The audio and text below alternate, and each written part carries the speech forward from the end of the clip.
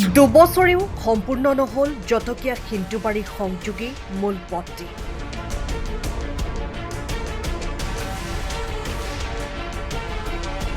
অতি শীঘ্ৰেই পথটি নিৰ্মাণৰ দাবীত ৩ ঘণ্টীয়া ধৰ্মঘট কাৰ্যসূচী বিপ্লৱী যুৱ সন্থাৰ। পথৰ কাম সম্পূৰ্ণ কৰক। সিন্ধুবাৰী পথৰ কাম অতি শীঘ্ৰে সম্পূৰ্ণ কৰক। ব্লক পঞ্চায়ত হাই হাই। 12 বছৰীয়া পূৰ্ণ আন্দোলনৰ ফলশ্ৰুতিত 24 চনতে অনুমোদনপ্ৰাপ্ত পথৰ কাম দুবছৰেও সম্পূৰ্ণ কৰিব পৰা নাই যোৰহাট লোক নিৰ্মাণ বিভাগে। বিপ্লৱী যুৱ সন্থা সিন্ধুবাৰী শাখা সমিতিয়ে জটকীয়া সিন্ধুবাৰী সংযোগী মূল পথটি শীঘ্ৰে নিৰ্মাণৰ কাম সম্পূৰ্ণ কৰাৰ দাবীত মধ্য যোৰহাট উন্নয়ন খণ্ডৰ অন্তৰ্গত 21 নং হুলুঙাপাৰ বাগান গাঁও পঞ্চায়তৰ কাৰ্যালয়ৰ সন্মুখত 3 ঘণ্টীয়া অৱস্থান ধৰ্মঘট কাৰ্যসূচী ৰূপায়ণ কৰে। 2 বছৰ লাগে নেকি? কিয় জবাব লাগে? জবাব দিয়ক। মাত্ৰ 1 কিলোমিটাৰ ৰাস্তা মাত্ৰ 2টা পুল বনাবলৈ 2 বছৰ লাগে নেকি? প্ৰশাসনে জবাব লাগে। উল্লেখ্য যে বিগত বহু বছৰৰ পৰা বিপ্লৱী যুৱ সন্থাই উক্ত পথটি নিৰ্মাণৰ বাবে বহুবাৰ প্ৰতিবাদী কাৰ্যসূচী গ্ৰহণ কৰাৰ পৰিপ্ৰেক্ষিতত লোক নিৰ্মাণ বিভাগে শেষত 2024 চনৰ নিৰ্বাচনৰ আগে আগে পথটি নিৰ্মাণৰ কাম আৰম্ভ কৰি কেৱল মাটি পেলাই দায়িত্ব সামৰে ফলত বাৰিষাত পথটিত অহা যোৱা কৰিব নোৱাৰা অৱস্থা হৈ পৰে, যাৰ বাবে পুনৰ পথ নিৰ্মাণৰ কাম সম্পূৰ্ণ কৰাৰ দাবীত সংগঠনটোৱে প্ৰতিবাদী কাৰ্যসূচী ৰূপায়ণ কৰি নিৰ্মাণৰ কিছু কাম আৰম্ভ কৰায় যদিও পৰৱৰ্তী সময়ত পুনৰ স্থগিত হৈ পৰে। ফলত বৰ্তমান পথটোৰ প্ৰায়ে সৰু বৰ দুৰ্ঘটনা সংঘটিত হোৱাকে ধৰি জৰুৰীকালীন সেৱা শিক্ষাৰ্থীসকল অহা যোৱাত যথেষ্ট অসুবিধাত পৰিছে।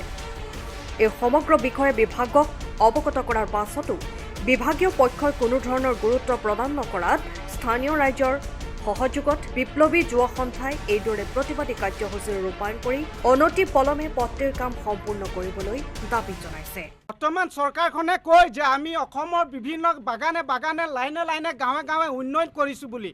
আমি 2014 চনৰ পৰা আমি 1 কিলোমিটাৰ ৰাস্তা পকীকৰণৰ দাবী জনাই আহিছিলোঁ, কিন্তু পৰৱৰ্তী সময়ত 2023-24ত এইখন ৰাস্তা নিৰ্মাণৰ কাম আৰম্ভ কৰিল আৰু আমি চাইছোঁ যে এখন ৰাস্তা 1 কিলোমিটাৰ ৰাস্তা বনাবলৈ এটা যুগ লাগে নেকি? আমি প্ৰশ্ন কৰিব বিচাৰিছোঁ আমাৰ যোৰহাট সমষ্টি বিধায়ক ডাঙৰীয়ালৈ। আমি 21 নং হুলুঙাপাৰ বাগান গাঁও পঞ্চায়তৰ আজি এই কাৰ্যসূচী কৰিছোঁ আৰু এই কাৰ্যসূচী পৰৱৰ্তী দিনত আমি আমাৰ চিপাইখলা ব্লক আৰু PWD অফিচ আৰু যোৰহাট জিলা উপায়ুক্ত কাৰ্যালয় লৈ যাবলৈ বাধ্য হ'ম। 2024 চনতে মাত্ৰ 1 কিলোমিটাৰ ৰাস্তা এটা সিন্ধুবাৰী যিটো মূল পথ বনাবলৈ আৰম্ভ কৰিছিলে।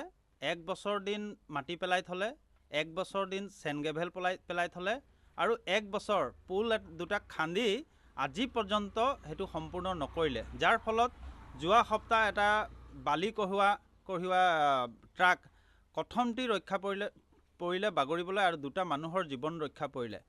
আৰু এই যোৱা সপ্তাহৰ পিছত গোটেই পুলটো ভাগি ছিঙি এতিয়া গাড়ী পাৰ হ'ব পৰা অৱস্থা নাই, যাৰ ফলত এতিয়া মেট্ৰিক হাই ছেকেণ্ডেৰী পৰীক্ষা দিয়া ল'ৰা ছোৱালীসমূহ বাগানৰ বেলেগ এটা ৰাস্তাত গলি এটা ৰাস্তাত অহা যোৱা কৰিব লগা হৈছে। আৰু আমাৰ গাঁওখনলৈ এম্বুলেঞ্চ যাব পৰা নাই, কোনো ডাঙৰ গাড়ী মাল কঢ়িওৱা গাড়ী যাব পৰা হোৱা নাই, মানুহৰ যাতায়াত সম্পূৰ্ণ স্তব্ধ হৈ আছে। গতিকে আমি প্ৰশাসনক, আমাৰ জিলা প্ৰশাসন তথা আমাৰ ব্লক পঞ্চায়তৰ যিসমূহ আমাৰ বিষয়া আছে তেখেতসকলক আমি যোৱা 2024 চনত ছেপ্টেম্বৰ মাহতেই আমি ধৰ্ণা কাৰ্যসূচীৰ যোগেদি এই ৰাস্তাখন মেৰামতি কৰিবৰ কাৰণে আমি উদ্যোগ লৈছিলোঁ, কিন্তু আজি 2 বছৰ হৈ গ'ল কাম আৰম্ভ কৰা, আজি পৰ্যন্ত সেই ৰাস্তাটো বনাই নিদিলে।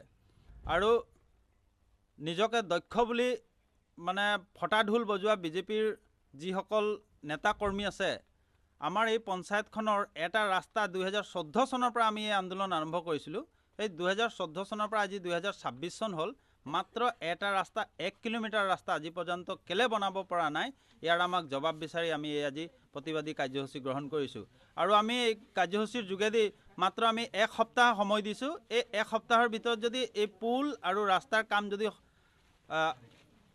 সম্পূৰ্ণ নকৰে বা আৰম্ভ নকৰে, তেতিয়াহ'লে আমি ইয়াতকৈ আৰু জংঘী কাৰ্যসূচী আমি ইয়াতকৈ আৰু ৰাজপথলৈ সমূহ ৰাইজ আমি ওলাই যাবলৈ বাধ্য হ'ম। সময়ৰ খবৰ সময়ত পাবলৈ ফ'ল' কৰক টাইম অফ আছাম।